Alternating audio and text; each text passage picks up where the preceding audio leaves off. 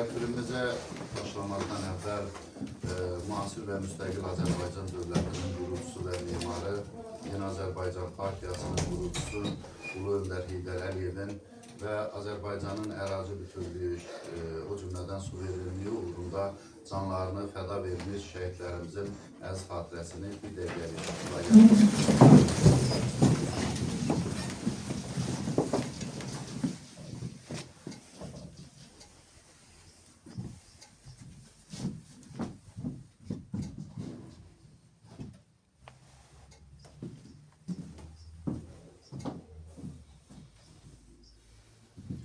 Allah rəhmət eləsin.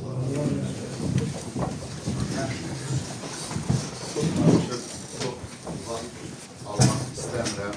Qısaca bir neçə kəlmə deyəcəm. Çalışacağım ki, hörmətli millət vəkilimiz daha çox sizinlə belə deyək də bir dialog şəklində də bir söhbət olsun. Həmçinin burada bizim ərazi partiya təşkilatımızın, partiya üzvlərimizin, həmçinin sakinlərimizin fikirləri, sözləri, təklifləri olar. Bu barədə siz öz fikirlərinizi görüşmək üçün geniş imkan yaradaq çalışacağıq ki, və öz bir neçə kəlmə deməmişdən əvvəl bunu bildirim ki, bugünkü tədbirimizdə həmçinin belə deyək, biz bir növ tədbirimizi elə formata keçirməyə çalışırıq ki, burada həm sizin təkliflərinizi biz dinləyək. Həmçinin də belə deyək, Rövşən müəllimə sizin fikirlərinizi, ifadələrinizi, təkliflərinizin çatdırılmasında bilavasitə vəsilə olaraq köməklik göstərək.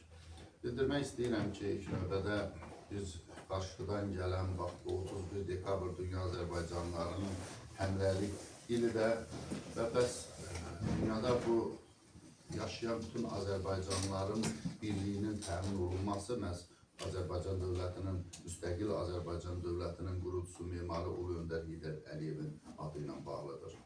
Biz Azərbaycanda hansı müsbət quruculuq işləri, müasir Azərbaycanın müstəqilliyinin ən yüksək inkişaf mərhələlərini Ulu Öndər Heydər Əliyevin adı ilə bağlı olduğunu əlbəttə ki, şahidiyik. Heydər Əliyev belə böyük dahi şəxsiyyətidir ki, onun tək Azərbaycanda yox, dünyanın hər bir yerində Heydər Əliyev haqqında qətiyyətli lider və həmçinin də qətiyyətli, görkəmli şəxsiyyət, görkəmli siyasətçi obrazı formalaşmışdır. Azərbaycan xalqı hər zaman Ulu Öndər, Azərbaycanın ümumi lideri Heydər Əliyevlə qürur duyub fəxr edibdir.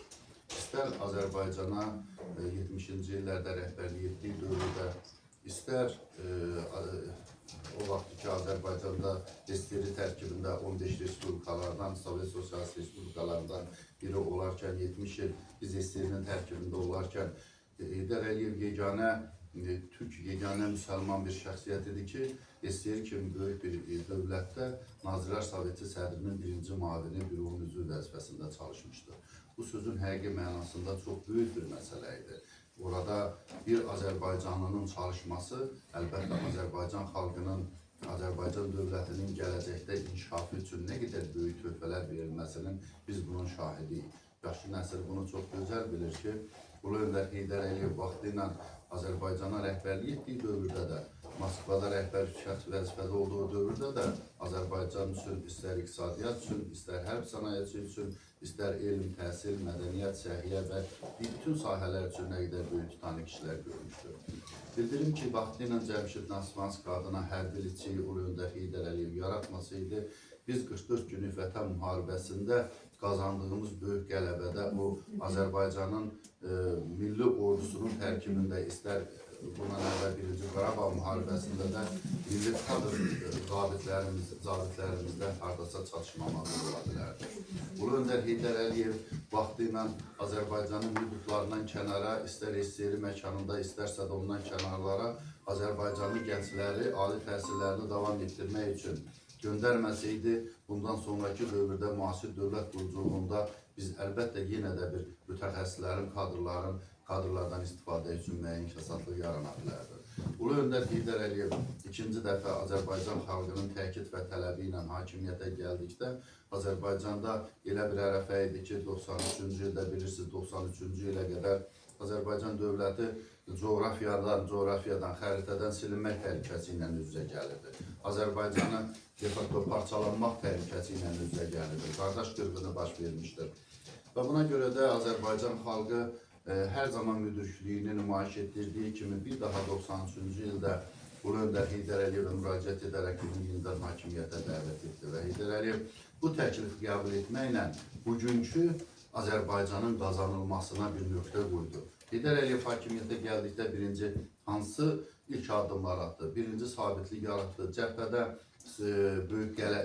ilk həmlələrdən burada bizim döyüşçü yoldaşlar var, bilirlər. Cəbhədə ilk məqamda cəbhədə belə deyək, həmlələrə keçib, hücumlara keçib atəşkəsin əldə olunmasına nail oldu. 94-cü ildə neft kontraktını imzalamaqla Azərbaycanın iqtisadi və siyasi sabitliyinin daimi olmasına Heydər Əliyev imza atdı.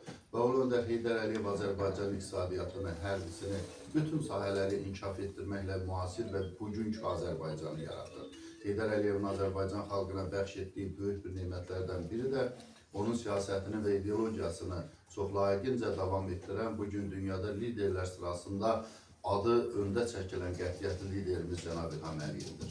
Heydər Əliyev elə bir məktəb yaratdı ki, o məktəbin davamçısı Cənab İlham Əliyev və 44 günlük Vətən müharibəsində Azərbaycan xalqının adını bir daha tarixə yazdı. Azərbaycanın qəhrəman oğulları rəşadətli ordumuzun gücü ilə Azərbaycanın işğal olunmuş əraziləri azad olundu. Allah şəhidlərimizə rəhmət eləsin. Döyüşən o öz fiziki sağlamlıqlarını qurban verən o döyüşçülərimizin, qazilərimizin hər birinə şəfa diləyirik.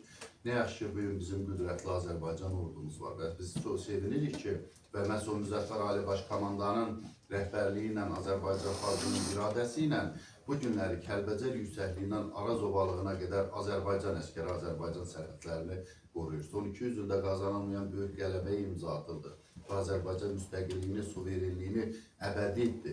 Konstitusiyanın müəllifi Ulu Öndər Heydər Əliyevdir və Ulu Öndərin davamçısı Cənab Prezident Azərbaycanın suverenliyini Konstitusiyada təsbit edilməsini bir daha təmin edir. Və Azərbaycanın dövlət atributlarından biri də əlbəttə ki, sərhədlərdir, dövlətin sərhədləridir. Bu sərhədlərin bəli bütövlüyüdür.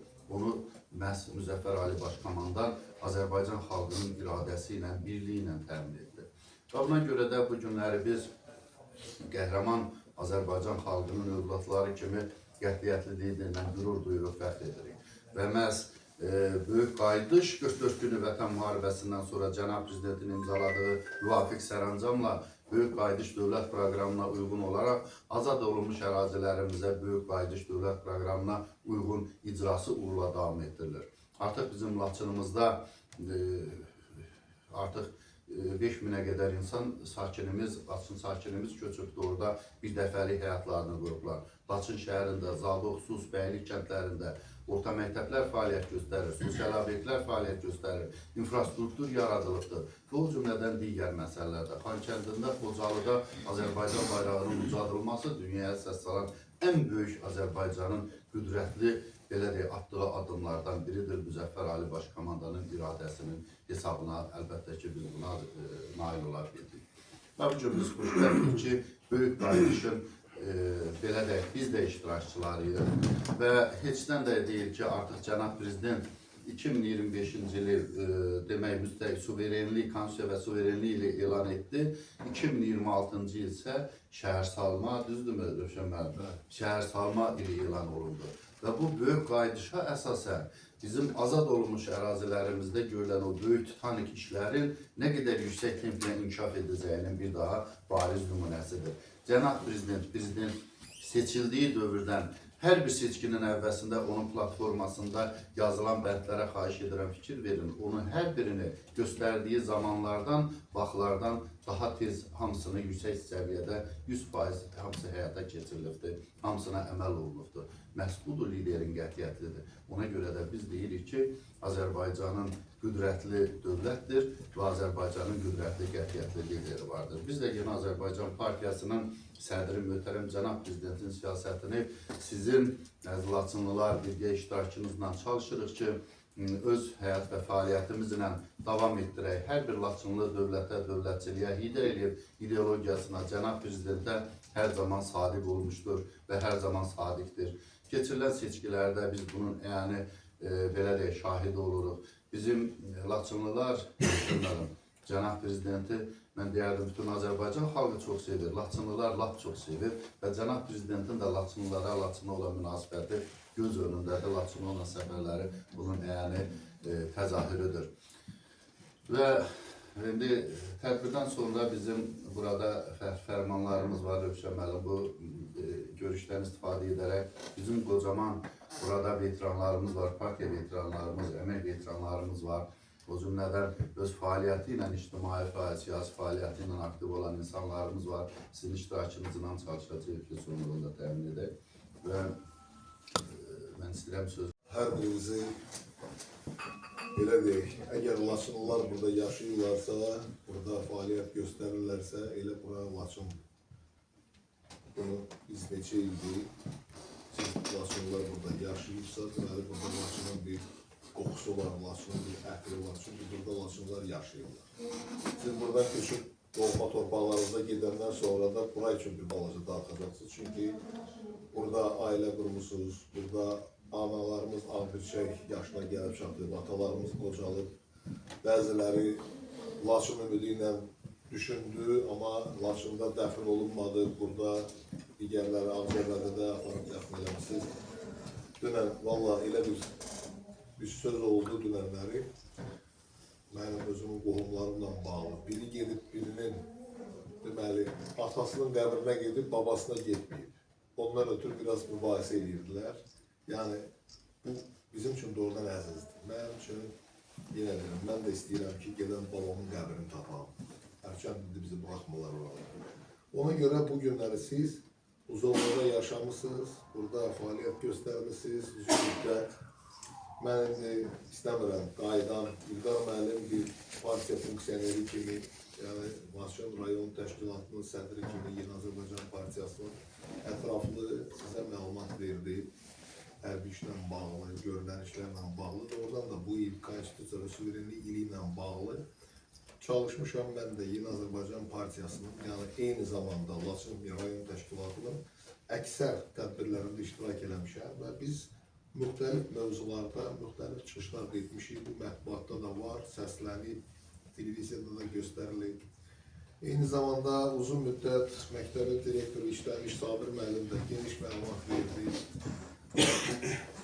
Mən də yəni bu məsələlərdən yan keçmirəm. Çünki bu məsələlər hansın ki, İlqar müəllim və Sabir müəllim danışdığı bu tarixi, mən onda bir avazda iştirakçısı olmuşam.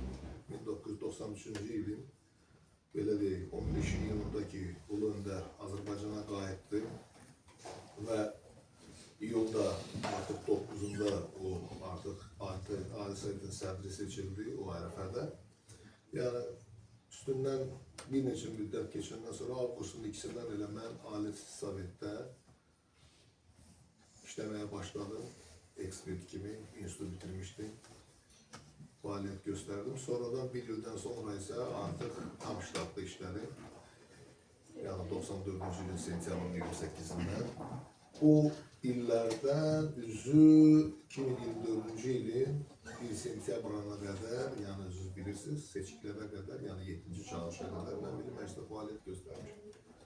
Müxtəlif vəzifələrdə ən çox da 20 ildən yuxarı şöbə müdürünün müavini, yəni İqtisadi Qanunvericilik şöbəsində müdürünün müavini, eyni zamanda 3-cü dərəcə dövlət müşaviri rütbəsində mənə ixtisas xüsusi rütbəsində cənab prezident mənə verib. Dövlət qulunda fərqlənmə medalı ilə də tədib olunmuşam. Həmən illərdə 93-cü ildə sizdən ki, bizim görüşümüz olmayıb, dediniz ki, seçki ərəfəsində. Ona görə bəzi şeyləri istəyirəm deyəm ki, sizlə bizim tanışdığımız olsun. Həmən illərdən də 93-cü ildən Elmlər Akademiyasının İqtisadiyyat İnstitutunun aspirantı olmuşam. 97-ci ildə Elmlər namizədi, 2015-ci ildə Elmlər doktoru müdafiə eləmişəm. İndi də elə o İqtisad Universitetində daima da pedaqoji fəaliyyətlə məşğul olmuşam, eyni zamanda da elmi fəaliyyətlə. Yəni, pedaqoji fəaliyyətlə məşğul olmuşam İqtisad Universitetində. elmi fəaliyyətlə də Milli Elmlər Akademiyasının indiki o İqtisadiyyat İnstitutunda. Yəni baş ilmişçi olmuşam orada, yarmışlar. Yəni pedaqoji və elmi fəaliyyət, eyni zamanda da dövlət quruluğu çalışmışam ki, hər tərəfli inkişaf eləyə bilim. Nə çox, onu da dövlət qiymətləndirib və təsadüfi deyil. Yəni indiki işimiz həm şərəflidir, həm məsuliyyətlidir. Ümumiyyətlə deputatların işi, yəni bəzi hallarda siz görürsünüz, deputatda fərq var. İndiki 7-ci çağırış tamamilə fərqli bir deputatlardır. Nə mənada? Onların çoxsu diplomatik xidmətdə qulluq eləmiş insanlardır. Çoxsu operativ administrasiyada işləyən, yəni dövlət orqanlarında işləyib gələn adamlardır. Bəziləri yenə də var, ağsaqqallar mümkündür, ağsaqqalsız. O ağsaqqallara da böyük ehtiyac var. Çünki lazımi yerdə, lazımi qərar olanda mütləq həmişə ağsaqqal sözünə ehtiyac olur. Amma daha çoxu cavanlar və o cavanlar ki, onların da uzun illər hökumət, dövlət və diplomatik xidmət orqanlarında xidmətlər olmuş adamlardır. Çünki bu günləri mən elə başa düşürəm ki, bizə olunan, çünki biz özümüzü deputat seçə bilməzdik və yaxud da gedib ərizə verib deputatlığa namizəd ola bilməzdik. Çünki mən Yeni Azərbaycan Partiyasının üzvü kimi, eyni zamanda dövlətin məmuru kimi özdəki ali təsdifatda, ali kateqoriyada, 3-cü dərəcə dövlət müşaviri kimi heç vaxtı bu mənim özümün istəyim ola bilməzdi. Və bu istəyimiz ürəyimizdə də qala bilərdi. Amma mənim istəyim olmaydı heç vaxtı belə. Amma ölkənin iqtidarda olan partiyası, hakim partiya, Yeni Azərbaycan Partiyasının sədri o siyahını təqdim edir və o siyahıda mən yer aldım çoxlarının içində və əlbəttə ki, bu mənim üçün böyük bir şərəfli işdir. Ona görə ki, əslən Laçınlıyam və istər-istəməz, yəni adi də Laçınlı deyiləm. Mənim nəslim kültürüm böyüdür, bilirsiniz, Artıxanlar nəsli var. Dünən Musa vurub bizim nəsil haqqında xeyli vaxt danışıb. Yəni ki, qismət olub ki, atam 13 yaşından Bakıda böyüyüb, gəlib indi bir rütbəyə çatıb, elmi dərəcələri və s. özü ən cavan yaşında və onun ailəsində mən anadan olanda atam artıq elmlər doktoru idi, professor. Mən doğulanda atam professor. Bizim evimizdə 3 elmlər doktoru var. O biriləri də yetişir. Artıq uşaqlar var, Amerikada oxuyur, mənim oğlum Budapeştdə oxuyur, yaxşı iqtisadçı olmaq üçün, maliyyətçi. Biz çalışırıq ki, hamımız Azərbaycan dövlətinə, dövlətçiliyinə bugün xidmət eləyək. Elminə öz töhfələrinizi verək, özünüz bilirsiniz, yəni valideynimin adi alim olmayıb, böyük töhfəsi var, haradasa 120-130 ancaq elmlər namizədi, 30 nəfərə qədər elmlər doktoru yetişdirib. Tək bizim ölkədə yox, qonşu bizim Orta Asiya, Gürcistan, Zakafqaziya, Moskvanın özü Rusiyada.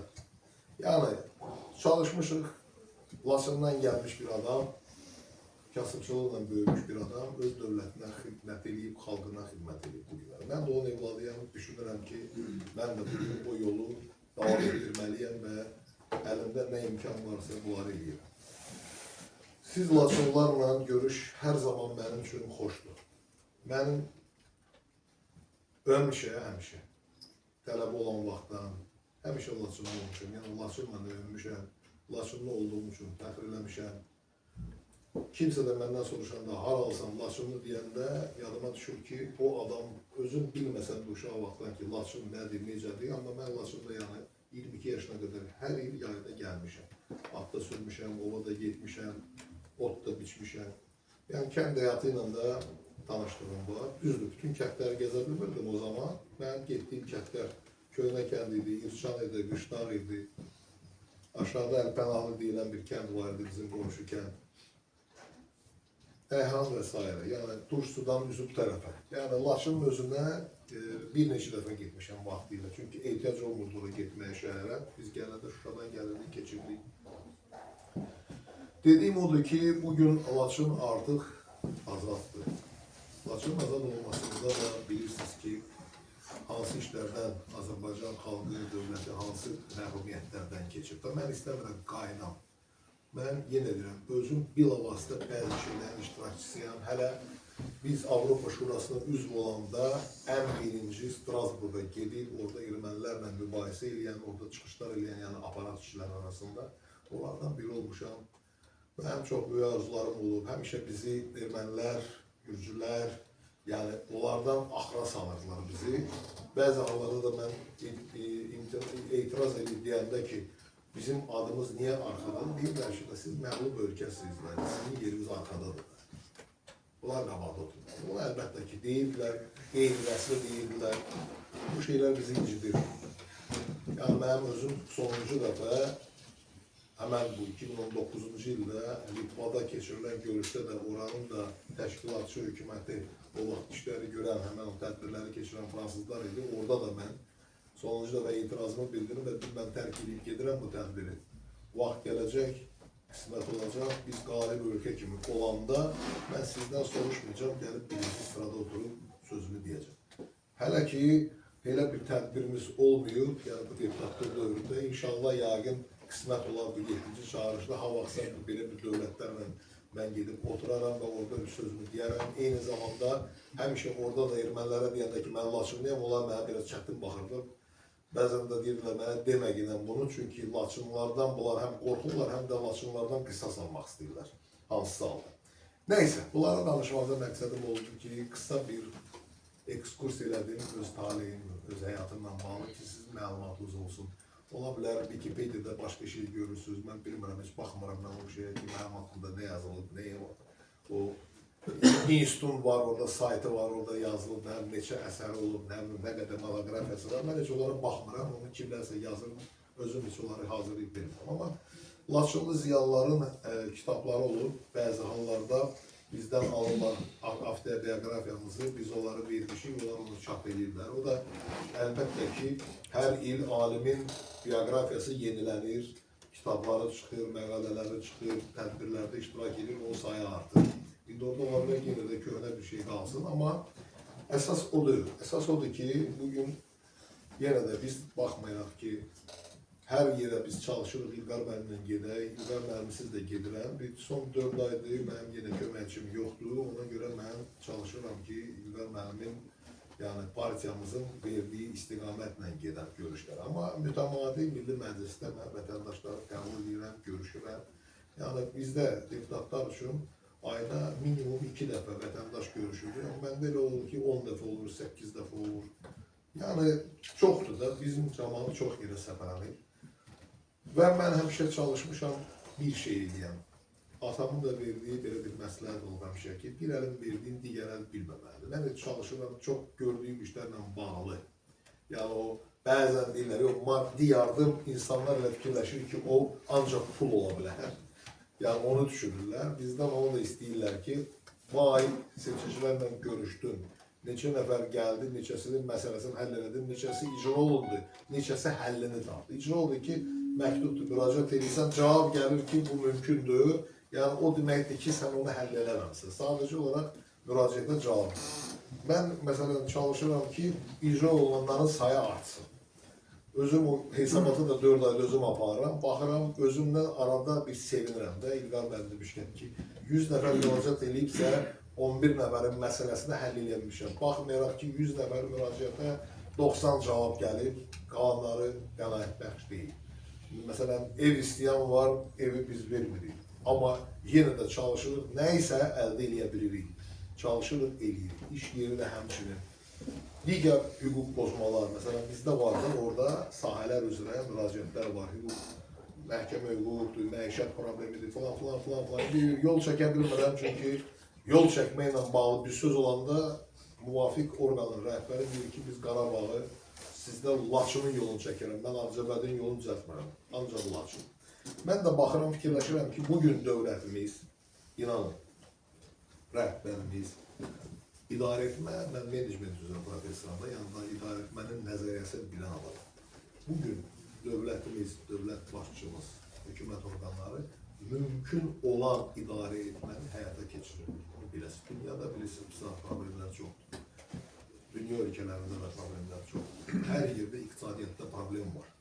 bugün yenə də dövlət büdcəsindən danışdı İlqar müəllim də, Sabir müəllim, mən o rəqəmləri demək istəmirəm, mən onu əzbər bilirəm, bilməm, çıxışlarınıza da baxmısınız, o bəzi yerdə qəzetlərdə də verirlər, Azərbaycan qəzetində verirlər, mən özüm yenə deyirəm, çox o şeylərə baxmıram. Elədim, çıxışımı çıxıb gəldim bu tərəfə, bəzisi videolarları qalır, plenar iclaslar, arada onları mənə göstərirlər, baxıram ki, hə, nətər olub, biz olub.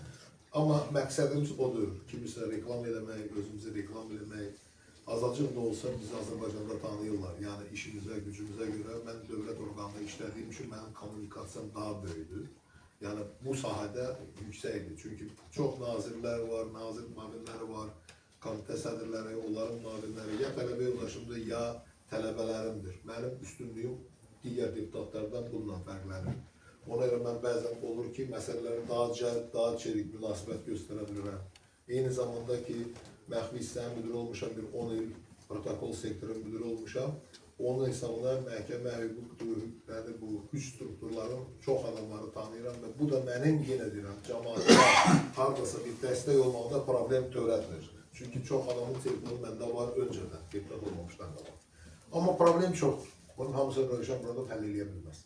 Mümkün olan şeydir. Hər məsələni də Rövşən Muradov plenar iclasda qaldıra bilməz. Çünki yenə deyirəm, mən neçə il məmuriyəm, mən bilirəm ki, hansı məclisdə hansı sözü demək olar ki, o məsələ nəticəsini tapsın da, onu qınağa çevirib gülüş məsələyə qoymasınlar. Bəzi görürsünüz, deputatlar gülüş mənbəyinə çevrilir, o da çıxır, deyir ki, mən cəmaatımın sözünü dedim, amma əslində o cəmaatın da yeri gələndə bəzi hallarda hörmətdən də salır. Çünki seçici elə belə deyil, seçicinin içində təsirli də var, təsirli olmayan da var. Çalışmaq lazımdır ki, hamının hüququ qorunsun. Orada bir populist çıxış və yaxud da kimisə xoşuna gəlmək bu reallıqdır. Reallıq odur ki, biz bilirik, dövlətin nəyə imkanı var? Bu gün nə edə bilər? Amma haqqına girmək olmaz. Məsələn, mən nə qədər insanlar olub, pensiyaları kəsilib, haqsız yerə, uzun məsələlər olub, çox uzun. Bir il ərzində, məsələn, 3-4 məhkəməni udmuşam. Həmən adamlar yenidən pensiyalar. Amma o, mənim bütün əsəb sistemimə, bütün səhhətimə çox böyük təsir, çünki çox çətindir bu şeyləri daima izləmək və bunları həll edir. İndi bu günləri cəmaatımızın problemləri ən əsası mənzil şəraitidir, bir də iş yerlərindən, məşğulluqla. İndi o qalan kim ki, gedir bir səhv hərəkət edir, onun polisdən problemi olur, ya məhkəmədən problemi olur. Ən çox əsas yenə deyirəm, işsizlik, onun da çoxsu təsir, imtahandan keçə bilməyən müəllimlərimiz var, keçə bilmirlər, gəlirlər deyək ki, mən müəllim işləməliyim. Benim yaşım, dövlətin qanun qoyub da, qayda qoyub. Hər mən neçə dəfə nazirlərə müraciət edirəm ki, xahiş edirəm, bu işğaldan azad olmuş regionların müəllimlərini biraz imtahanlara biraz güzəştə eləyək, biraz yüngül eləyək. Çünki ümumiyyətlə SSR vaxtından həmişə mənim yadımdadır. Qeydar eləyib, təhsilə gələnlərə, ali təhsil almaq istəyənlərə güzəştlər var idi. Dağ rayonlarında, ümumiyyətlə təkilatçı bu dövrdür. Yəni, dağ rayonları deyəndə o digər rayonlara da, Gədəbəyə də, o bizdə dair edir. Amma ümumi götürəndə cəmaatımıza, yəni sakinlərimizə, seçicilərimizə deməyim odur ki, bayaq maşında gələndə biri zəng edir ki, mənim iş problemi, dedim ki, çörəyim var yeməyə. Dedi, Rövşən, çörəyim var, problemim yoxdur. Sadəcə olaraq istəyirəm işim də olsun. Heyvan saxlayıram ki, deyirəm, yaxşı da, məşğulluq haqqında qanunda da yazılır. Əgər qazanc əldə edirsənsə, deməli sən işsiz deyilsən. Əlavə iş istəyirsənsə, o da olar. Ərizə ilə müraciət edilər, baxaq. Çünki elə adamlar var ki, onlara müəyyən işlər ki, dövlət təklif edir, onlarla razılaşmırlar.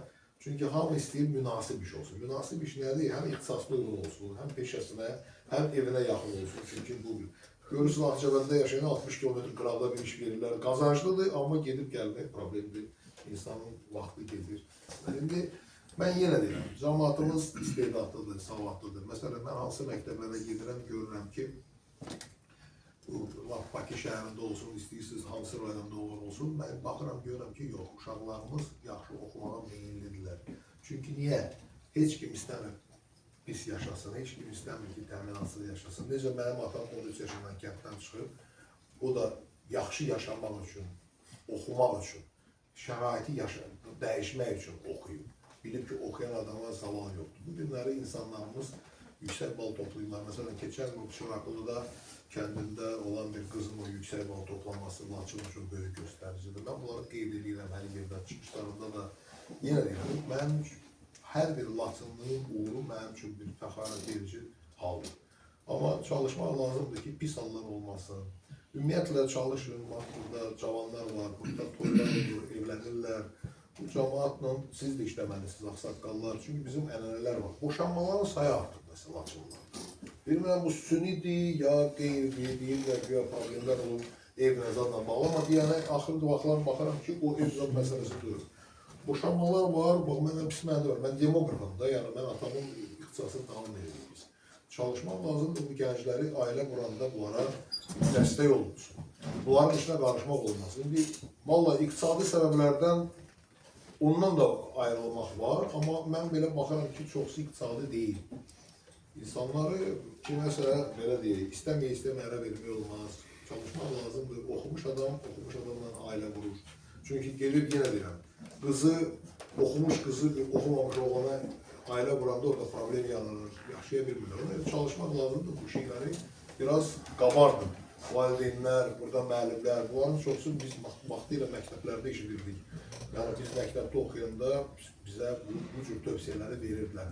Psixologlar var məktəbdə, çalışın bunların yaxşı olsun. Mən düşünürəm ki, psixolog elə direktorun mavini olmalıdır, əsas olmalıdır. Çünki bu günləri valideynlərin özlərinə mənim müraciətim var ki, gəlib müəllimləri çox sıxmayın. Müəllimlər qoyun uşaqlarla işləsinlər. Bir görürsən, bir müəllim bir uşağa bir söz deyir, o dəqiqə valideyn gəlir, mənə bu sözü dəfələrlə müəllimlər deyib. Müəllimlər mən dostum olum. Mənim atam heç vaxt məktəbə gəlmirdi, ancaq anam gəlirdi. Anam da gələndə həmişə mənə dedi ki, müəllim düz deyir. İstər-istəməz biz müəllimlərimizdən çox şey öyrəndik. Laçınlı müəllimlərin də əksəriyyəti təhsilli, savadlı adamlar. Mən danışıram onlardan. Bax, çox onlardan həzz alıram. Çünki nə qədər insanlar oxumuş, prosta şərait yoxdur, kompüteriniz yoxdur, onun yoxdur. Onlar hamısı olacaq inşallah. Bir gündə onu əldə eləmək olmaz. Mənim xahişim odur ki, uşaqlara düzgün istiqamət verir. Burada yəqin ki, həm mədəniyyət, həm də təhsil işçiləri var.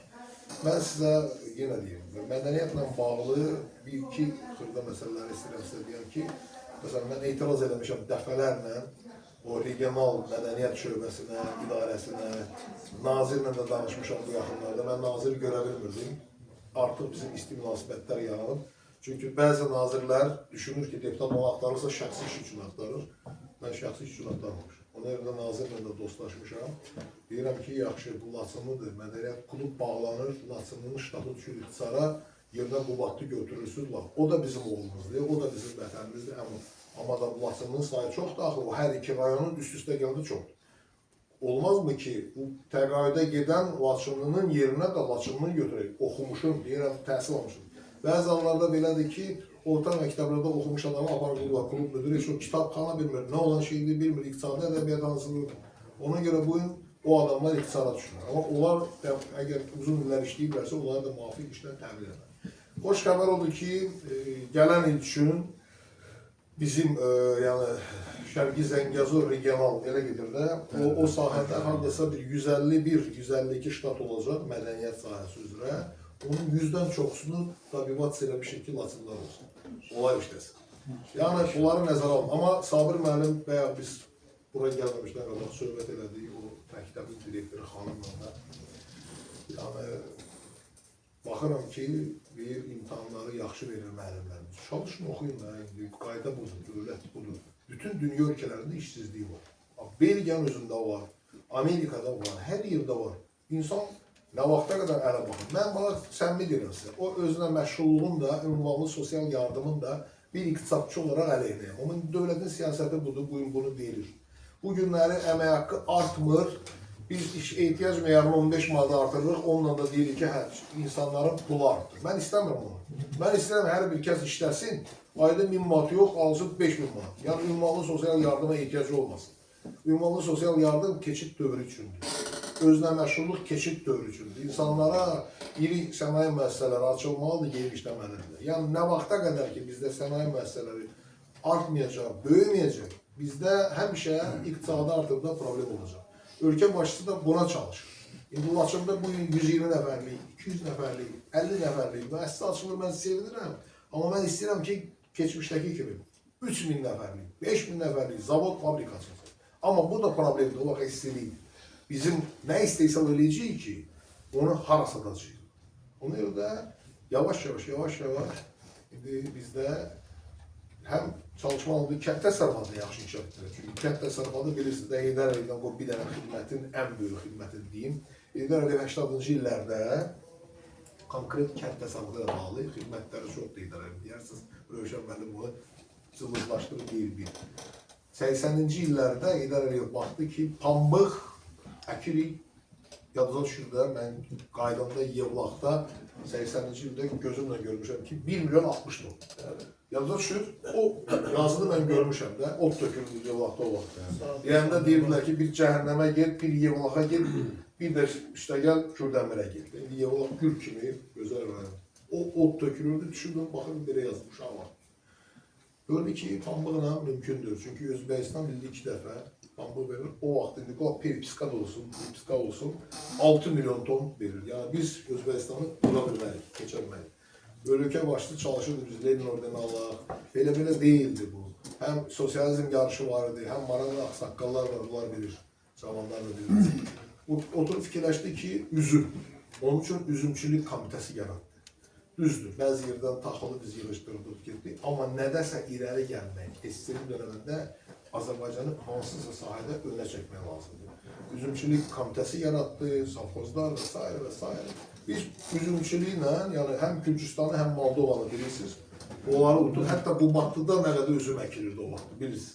Yəni biz birinci yerə çıxdıq o sahədə və ona görə, bilirsiniz, həmişə işləyən adam nəsə eləyib, əlin yana qoymayıb. Yəni o Ulu Öndərin böyük bir xidməti idi ki, Azərbaycan kənd təsərrüfatı bir sahəsi üzrə 15 Respublika içində birinci yerə çıxdı. Bir şeydə xahiş edirəm ki, heç vaxt dilimizi yuxarıdan aşağı baxmayın. Mən bunlar istəyirlər rəsmiləşən, mən necə varam qoyayım.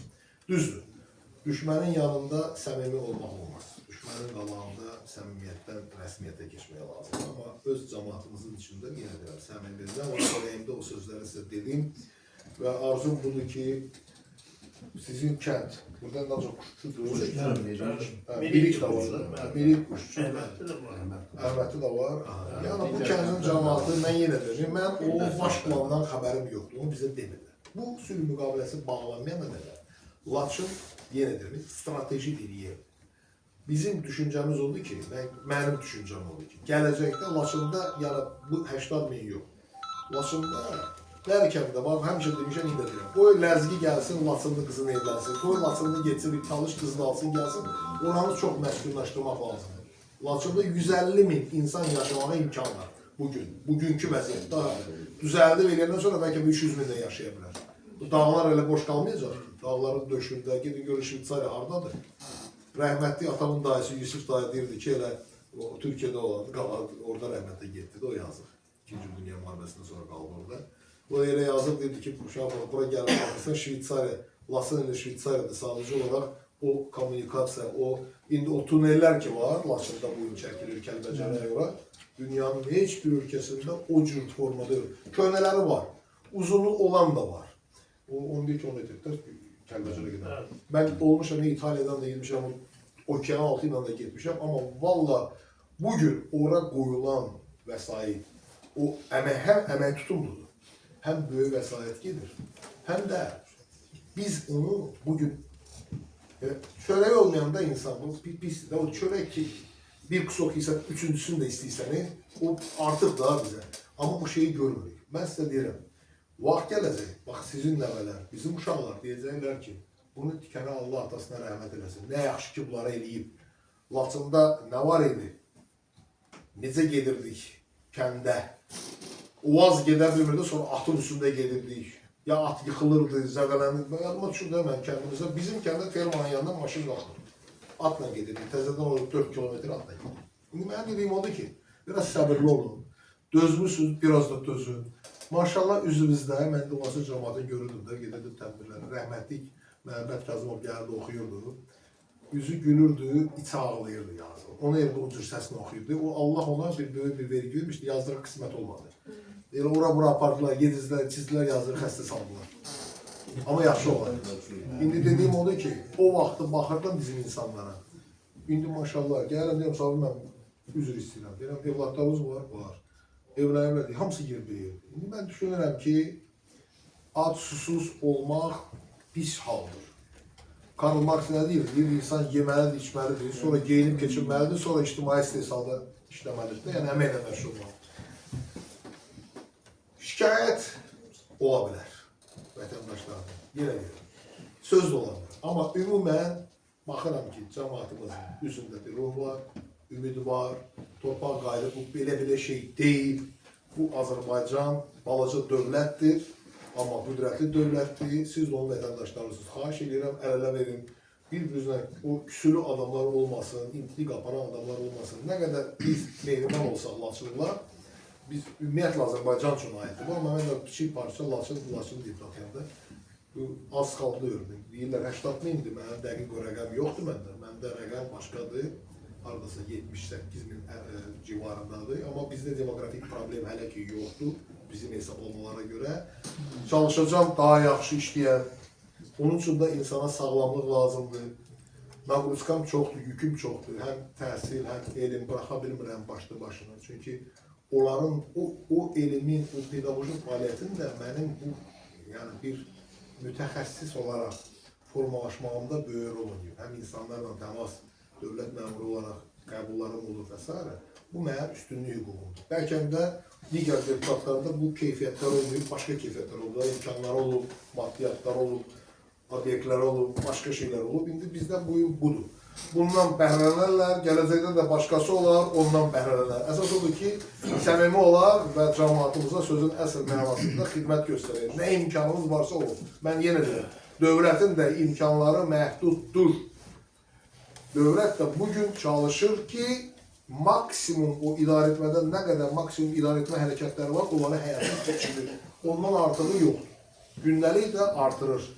Mən istəmirəm, yalandan durub təzdən başqa şeylər deyim, özünüz görürsünüz. Ölkə başçısıyla bağlı görürsünüz. Aparır iki tərəfli müqavilələr, öz prinsipialını qoyur. Bax, o bir Samuelov qəzasının il dönümü oldu da. Gəldilər, məndən intervyu almaq dedim, yox.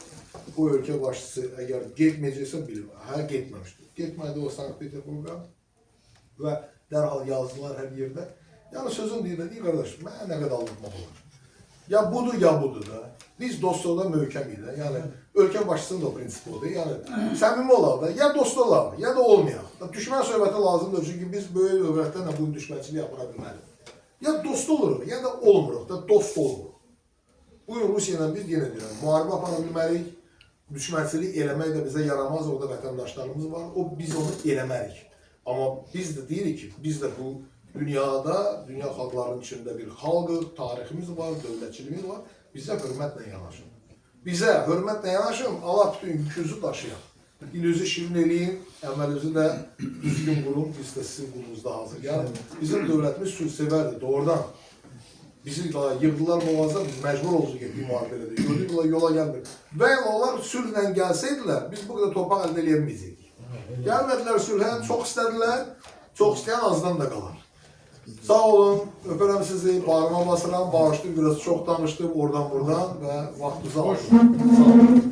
Çox sağ olun. Əvvəldə qeyd elədiyim kimi, biz ənənəvi olaraq bu partiyanızın sədri, dövlətimizin rəhbərinin buyruğu bir ənənədir. Hər zaman əməyi olan, xidməti olan xalq qarşısında, dövlət qarşısında xidməti olan insanlar dəyərləndirilməlidir. Bu Öndər Heydər Əliyev ilk növbədə bu dəyəri hər zaman o cür insanlara vermişdir. Rövşən mənim də deyildi, vaxtilə bizim partiyamizdədir ki, müəllimlər, mədəniyyət işçiləri, səhiyyə işçiləri öz sənətlərini atırdılar, gedirdilər başqa ölkələrə, başqa sahələrə gedirdilər. Çünki o qısa bir dövrdə ki, o hakimiyyəti mənimsəyən, zəbt edən bir qüvvələr vardı, o cəbhə müsavat güclüyü deyirdilər. Onlar müəllimləri elə vəziyyətə salmışdı ki, müəllimlər o ticarət mərkəzlərində aldı edirdi. Bax, bir günləri məktəblərə gedirik, Rövşən müəllim, bizdə gender bərabərliyi tərsinə pozulur. Əksəriyyəti qadın müəllimlərdir, burada kişilər çoxdur, fəxri olaraq. Niyə qadın müəllimlərdir? O dövrdə valideynlər gördü ki, müəllimlər, kişi müəllimləri ağı bizdə milli dəyərlər də var. Ailənin büdcəsini əsasən kişinin gəliri təşkil edir, eləmi? Buna görə də bizdə də Laçında da o milli dəyərlər, mentalitet daha yüksəkdir. Bizim valideynlər tək Laçından getmirik, mən söhbət gedir. Bizim valideynlər gördü ki, övladı gedir deyək pedaqoji universiteti və yaxud da Slaviyad Universiteti digər müəllimlik ixtisasın ali təhsil alıb gəlir, ondan sonra gəlib ailəni o əmək ilə, kiçik əmək ilə dolandıra bilmir. Müəllimin diplomu qalır evdə, müəllim gedir, o ticarət mərkəzində talçuqa deyirdi, ailəsini dolandırmaq üçün və digər ölkədən kənarlara. Yəni bu bizə bu faciə bir şəraiti yaratdı ki, məktəblərimizdə kişi müəllimlərinin sayı azaldı. Barmaqla göstərilir. Amma vaxtı ilə biz təhsil alanda Faik müəllim mənə dərs deyirdi, orta məktəbdə sizin indi hamımızın yazıdadır, kişi müəllimlərin sayı daha çoxudur. Nəinki, Rövşən müəllim, bax, boşanmaların ailədə də, cəmiyyətdə də, bütün ümumiyyətlə, bütün cəmiyyətdə də bu yeniyetmələrin böyüməsində kişilərin böyük rolu var. Çünki gəlib evdə valideyn uşaqların demiyorlar, çox az görür. Bu çox ciddi problemdir. Siz toxundunuz, mən onun üzərindən keçməyim. Valideynlərdən xahiş olunur ki, hər zaman müəllimlərdən də xahiş edirəm. Bunu təbliğ edin, valideyn iclaslarında təbliğ edin. Atalar övladları ilə, xüsusən oğlan övladları ilə, uşaqları ilə daha çox ünsiyyətli olsunlar. Onları bir kişi kimi formalaşması üçün onlarla fərdi söhbət aparmaq lazımdır. Onlarla dostluq yaratmaq lazımdır. Yoxsa yumruğu vurmaq o dövr deyil, əvvəlki dövr deyil ki, coğrafiya dərsində bir çubuğuna şagirdi döyülsün, düzdürmü? İndi onu söhbətlə, düzdürmü? İndi ona nə qanun imkanı yox, nə də digər. Yəni, ona görə də, bax, həmin fəsadları, vaxtı ilə hakimiyyəti qısa müddətdə zəbt edən insanlar, o qüvvələr, daha doğrusu qüvvələr, bizim mədəniyyətimizə, təhsilimizə, ilmimizə belə ağır zərbələr vurmuşdur. İndi mən baxıram statistikaya, Rövşən müəllim, həm də bu ali təhsil müəssisələrinə qəbul olan baxıram bizim gənclərə, orada statistikaya baxıram ki, nə qədəri, məsələn, Laçın məktəblərində, nə qədəri oğlanlar pedaqoji sahəyə verib, nə qədəri qızlar. Kifayət dərəcədə, məsəl üçün, mən sizə bir misal gətirib, mən özüm indi həm uzun müddətdir Laçında müxtəlif vəzifələrdə işləyirəm, bilirsiniz. Həmçinin Partiyanın rayon təşkilatının sədri ilə bərabər başçı mavini vəzifəsində işləyirdik, qəbulda keçirirdik. Bir də gördük, kimsə bir gəlir bizim sakinlərimizdən, Seyid orada gülüb, deyirdi ki, mənim əmək haqqım azdır. Nə qədər də əmək haqqım? 1800 manat. Məktəbdə müəllimdir. Mənim əmək haqqım azdır, 1800 manat. Yəni, deməyəm budur, o müəyyən dərs saatları imkan verəndə, düzdürmü Sabir müəllim? Dərs saatları imkan verəndə, müəllim o diaqnosi qiymətləndirmədən, digər o göstəricilərdən keçəndə, ondan sonra, yəni müəllimin artıq əmək haqqı 2000-ə gəlib çata bilir. Mən baxıram, düzdür, düz deyil. Mən buna baxıram. Yəni artıq dövlət bu istiqamətdə, Rövşən müəllim xüsusi çox sağ olsun, qeyd elədi. Dövlət bu istiqamətdə elə bir təhsil sistemində aparılan islahat aparılır ki, müəllim iqtisadi cəhətdən çətinlik çəkməsin və bu uğurlu məsələdir. Buna görə də bu problemlər. Və bugün mən gətirdim sözümü ona görə ki, Ulu Öndər və Cənab Prezident hər zaman əməyi olan insanlara dəyər verib, xüsusi qiymət verirdi. Biz istər müharibə dövründə, istər pandemiya dövründə, o qədər çətin dövrlərdə Cənab Prezident və ölkənin birinci vitse-prezidenti, Heydər Əliyev Fondunun prezidenti, partiyamızın səhbinin birinci mavini Mehriban xanım Əliyeva, Cənab Prezidentin çiyin-çiyinə, xüsusən sosial vəziyyəti aşağı olan insanların yanında oldular. Şəhid ailələrinin yanında oldular. Qazilərin yanında oldular və bununla bizə bir növü öz, belə deyək də, bizə həm partiya işçilərinə, həm dövlət qulluqçularına bir nümunə göstərdilər ki, hər zaman orada olmalıdır. Bizim prezidentimiz o prezidentdir ki, Şamaxıda qısa bir sirkələnmə olan kimi orada evi uçan ən kasıb bir Azərbaycanlının evinə gedir və onun evinin şəxsən bərpa olunmasını. Bizim prezident o prezidentdir ki, Laçında gəldi 50 illik Taxta Körpüdə yubileyini Laçında keçirdi. 26 avqustda da şəhər günündə Laçında deyib ki, mən sizə bu günü vəd etmişdim. Və buna görə də Mehriban xanımın ad günündə də Laçın şəhəri. Biz bu dövlətlə, xalqın bağlılığı, dövlət rəhbərinə, xalqın bağlılığı bax bu deməkdir. Biri var söz, biri də var ki, əməl. Və cənab prezident 2026-cı ili mən Rövşən müəllim də qeyd edir, bu məsələni xüsusən də şəhər salma ili Azərbaycanda elan elədi ki, bütün diqqət, qüvvə, bütün nə varsa da hamısı yönəlsin azad olunmuş ərazilərimizdə xüsusən yeniləşməyə, böyüməyə. İnşallah. Və biz bu ənənəni davam etdirərək Rövşən müəllim, siz də bunun iştirakçısı olursunuz. Biz də çalışırıq Yeni Azərbaycan Partiyasının bir rayon təşkilatı olaraq partiyamızın sədrinin, mərkəzi aparatının tapşırıq tövsiyələrinə uyğun olaraq və həmçinin insanların içərisində birlikdə işlədiyimizi, belə də insanları biz görürük. Əməyi olan insanı heç vaxt birdən-birə, belə deyək də, sadəcə yola salmaq olmaz. Bu cinayətdir. İnanın ki, bu cinayətdir. Konstitusiyada nəzərdə tutulmasa da, cinayət məcəlləsində nəzərdə tutulmasa da, bu mənəvi cinayətdir. Necə ola bilər ki, 40 il insanın 45 il hər hansı bir sahədə nümunəvi xidməti olsun, bunun yaş dövrü gələndə sən elə bunun əmrini imzala, deyən sənə yaxşı ol, sakitcə çıxsın, yesin. Bəs bunun ailəsi necə qəbul eləyər? Bunun qonşuları necə qəbul eləyər? Cəmiyyət necə qəbul eləyər? Bu bizim insanlar, Rövşən müəllim, heç nə istəmir. Heç vaxt bizim cəmaat nə qədər çətin şəraitdə yaşadısa da maddi nədənsə bizim cəmaat gileylənmədi.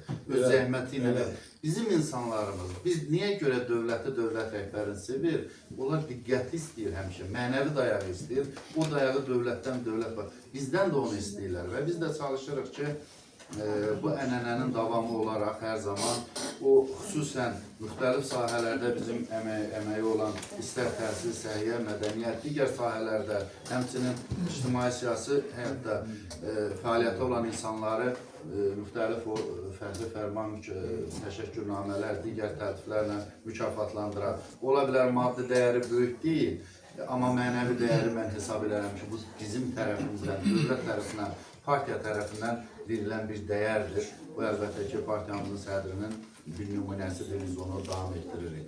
İndi bir günlər Rövşən müəllimin də bu tədbirdə iştirak etməsi çox yaxşı oldu ki, bu fərqli fərmanların da bir qismin Rövşən müəllim də təltif eləsin. Olar Rövşən müəllim? Əlbəttə ki.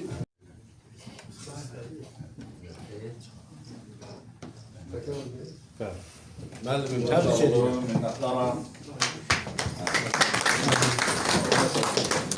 Sözünüzü alıb deyə bilərlər. Əlbəttə, yox, bizdə belə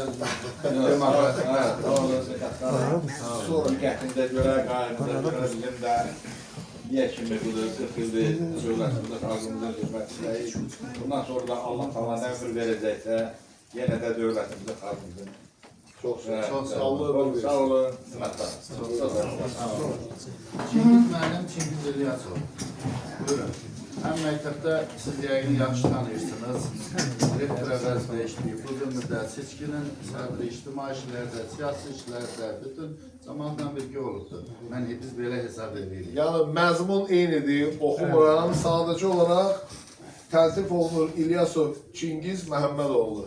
Yenə də həmən fəaliyyətinə görə bir çəkməyə lazımdır.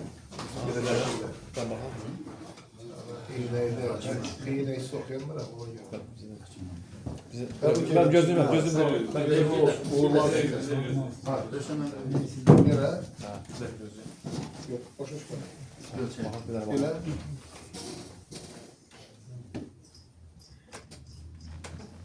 Bizim bu şeylerden başımız çıkıyor. Biz de çalışarak Allah korusun. Yine sonraki bölümler. Hem çocuklarımızın Neçə yaşın var? 61. Sağ olun. Sizin 285'i keçsin. Yenə də deyir ki, Əhməd sizin həmin Quşçu kənd inzibati ərazi dairəsinin başçının nümayəndəsidir. Həm də bizim ərazi partiya təşkilatının sədridir. Çox fəal gəncdir.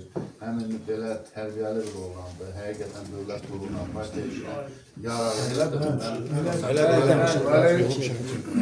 Qısa müddətdə bu bizim Ümmətov Əhməd müəllimə belə baxıram, nəzər salıram. Görürəm ki, çox ciddi hiss edirəm ki, işinə, peşəsinə göstərdiyi fəaliyyətdə aydın məsələn yeni belə təltif olunmur. Ona görə sizə Ümmətov Əhməd Ramazanoğlu yenə də Yeni Azərbaycan Partiyasının fəal üzvü kimi partiya dəyərlərinin həm təbliğində, həm də ölkəmizin ictimai siyasi həyatımda dəyərli fəaliyyətinizə görə Yeni Azərbaycan Partiyası Laçın rayon təşkilatının sədri və rayon partiya təşkilatı sizin fəxri fərmanlarını tərtib edir. Mən düşünürəm ki, sizin kimi olan, indi onlar ağsaqqal idi. Siz cavansınız, yəqin ki, siz bundan da yəni elə fəaliyyət göstərəcəksiniz ki, sizin gələcəkdə uğurlarınız bol olacaq. Həm də Biz də Rövşən müəllim, sevinəcəyik. müəllimin təqdimatı ilə cənab prezident sizi dövlət qulubu ilə medalı ilə təltif elədi, eləmi? Yəni Dövlət qulubu medalı. Məhəmməd müəllim sıradan bir adam. Təbrik edirəm. Siz özünüz daha baxın. Çəkil.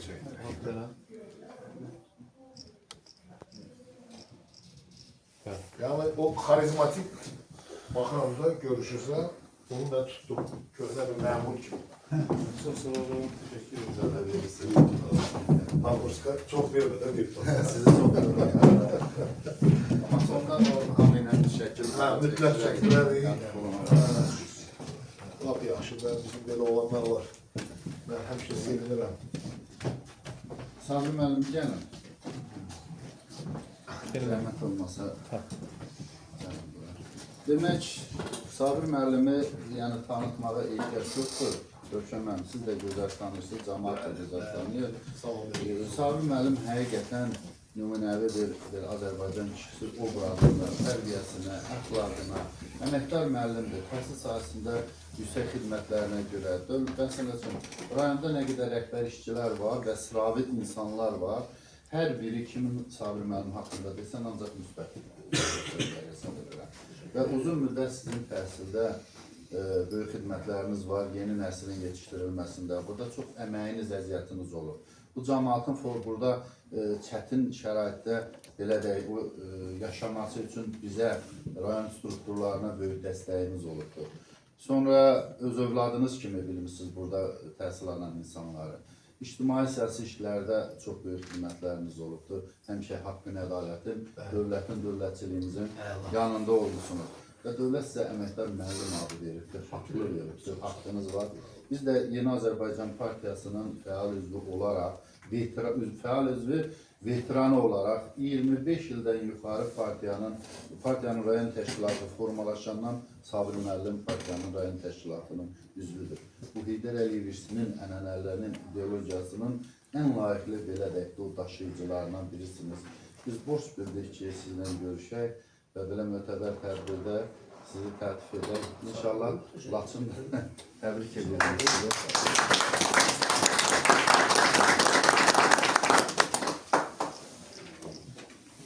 Təbrik edirəm sizi. Çox sağ olun. Sizin bir dəqiqə hədiyyəniz də var. İndi veteranlarımıza bir hədiyyə də veririk. Onu da xahiş edin, qəbul edəsiniz. Sağ olun. Teşekkür ederim. Biz de 92. Zakir müəllim, biz açığı özü Biləcərdə qalır, eləmi? Biləcərdə məktəb Binəqədidədir. Həmi uzun müddət təhsil sahəsində çalışır. Bax, özünüz deyin, neçə il çalışmışsınız. Sonra məntəqə seçki məntəqəsinin sədri olub uzun müddət. Rayonun belə də ictimai siyasi həyatında çox fəal iştirak eləmiş bir insandır. Nümunəvi bir insandır. Bu il yubileyi oldu və həmçinin... Neçə yaşınız olub? 75 yaşı oldu. 75 yaşı oldu. Və biz dedik ki, gələn elə saxlamayaq. Bilirsiniz, bizim cəmaatımız, Rövşən müəllim bilirsiniz də, bu Respublikanın 59 şəhər və rayonundadır. Biz hər yerdə çalışırıq ki, insanlara çox əziyyət vermək, müxtəlif yerlərdə. İndi bir günləri o gün Abşeronda böyük zalda, böyük təmtəraqlı Rövşən müəllimin də alimlərimizin iştirakından tədbir keçirdik. Bizim üçün insanlarımız hardadırsa, ora bizə gözəldir. Divarlar, zal bizim üçün. Bəs görə demədim ki, bura Laçındır. Partiya, Yeni Azərbaycan Partiyasının Laçın rayon təşkilatı olaraq sizi ictimai siyasi proseslərdə partiya dəyərlərinin qorunmasında xidmətlərinizə görə və 75 illik yubileyinizlə əlaqədar olaraq təbrik elədik və bu fəxri fərmanla sizi təbrik edirik. Təbrik edirəm.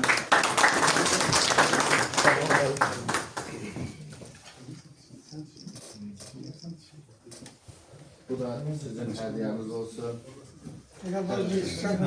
Buyurun, buyurun. Görüşümüz, bugünkü görüşümüz, hani tutarlı, hem değerli, hem de kalan bir görüştür. Yeni bir refleksidir. Dünya Azerbaycanlıların hemreylik gündür. Prezidentimizin yaş ilidir. Belə. Bunlar hamısı yadda qalan hadisələrdir. Əslində elə bu həmrəylik gününü prezident təşkil elədi, prezident elan elədi. Bu həmrəyliyin də sədası bu ermənilərin tüğyan etdiyi illər Fransadan, Amerikadan, Niderlanddan gördük ki, dünya Azərbaycanlıların cavan uşaqlar nə qədər mətanətlə, tutarlı, dəyərli çıxışlar eləyirlər. Hamısı bunlar gəlir ki, dövlətimizə Heydər Əliyevə, İlham Əliyevə məhəbbətdən irəli gəlir. Mən 70-ci illərdə Ucqar rayonunda Laçında müəllim işləyirdim. Rayon Partiya Komitəsinin Təbliğat Təşkilat Şöbəsində zona üzrə orada təbliğat təşkilatıydı. Mən o vaxt Heydər Əliyevin çıxışları, plenumda olan çıxışları, iclaslarda olan cəmaat o qədər maraqlı, o qədər belə nətər deyildi, dinləyirdi, qulaq asırdı ki, elə məni görəcəmi deyirlər, nə xəbər var, nə var, belə tutarlı, dəyərli çıxışları həmişə yadda qalır. Uzun müddət danışmaq istəmirəm, mən bunları Heydər Əliyevin 80 illik yubileyində məqalə şəklində yazdım, Xalq qəzetinə göndərdim. Xalq qəzetində müazən gələdilər ki, gəl bura.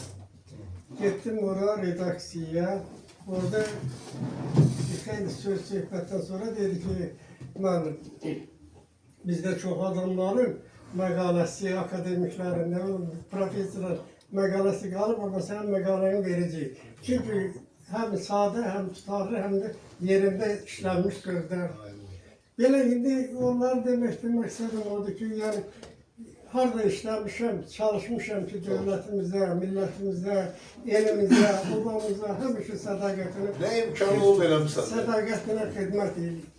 Sədaqətli olun. Ondan sonra insana birinci növbədə dəyəri, qiyməti verən xalqdır, cəmaatdır.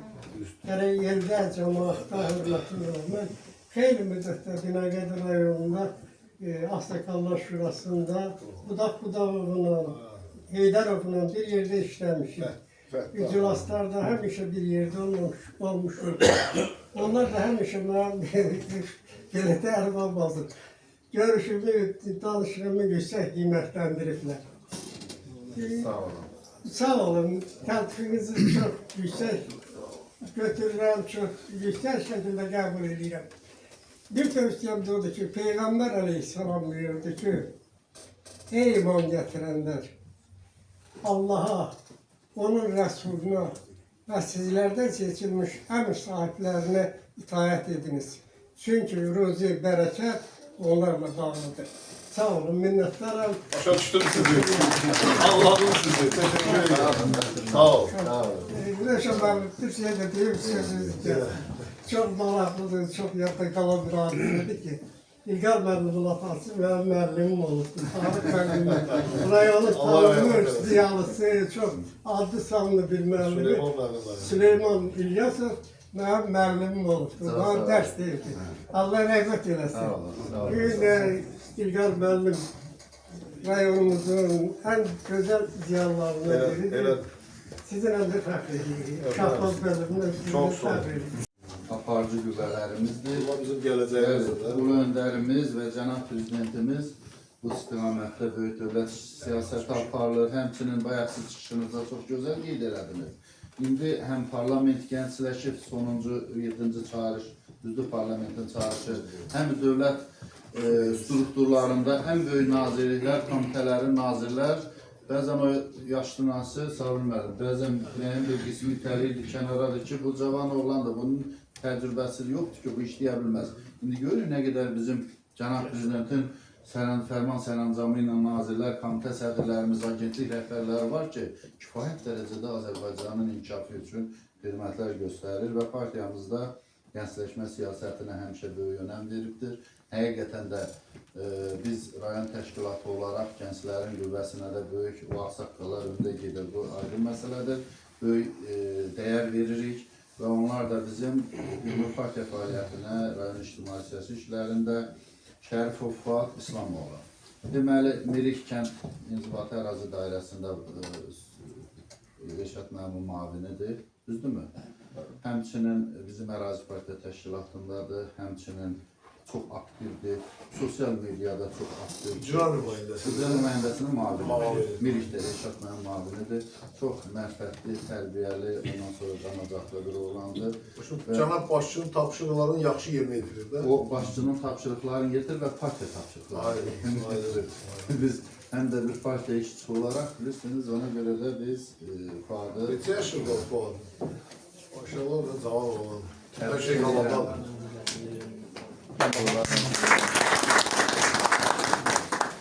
40 yaşı var ama ben onu 30'dan yukarı vermem. Bırakma. Ne güzel. Yaxşı, tabii o işlesinler.